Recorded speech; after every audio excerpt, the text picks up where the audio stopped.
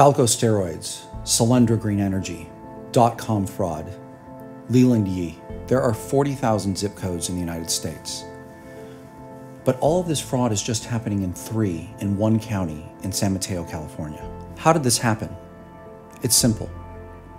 White-collar crime and political influence peddling follows the money. In the 1980s, with the new tech money creating millionaires overnight, Wall Street sharks followed the money to California. It should be no shock that just 15 miles north of Silicon Valley, some of the largest white-collar criminal operations now function in the open.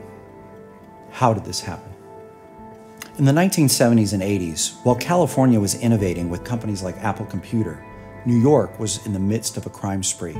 That was until Rudy Giuliani passed RICO laws and started doing perp walks, not just for mafia figures, but for Wall Street officials. Now, this had the unintended consequence, not of stopping all crime, but sending it west to California. How did these Wall Street criminals bring the fraud to our great state? I mean, in Silicon Valley, you had to write a check, invest your own money, take your own risks. So what they did is they changed the rules. They went after our pension funds. Pension funds are made to be invested conservatively, and the law protects that. But what they did is they lobbied and changed the law.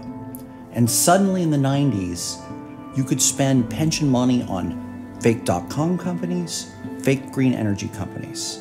And the worst news is, the law requires us to bail out these pension funds.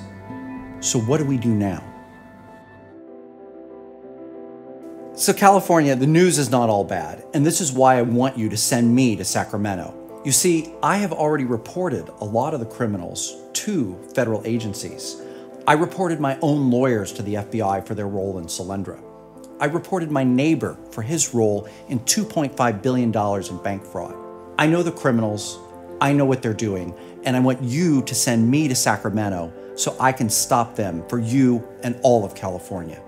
June 3rd, vote Dave Fennell for Lieutenant Governor.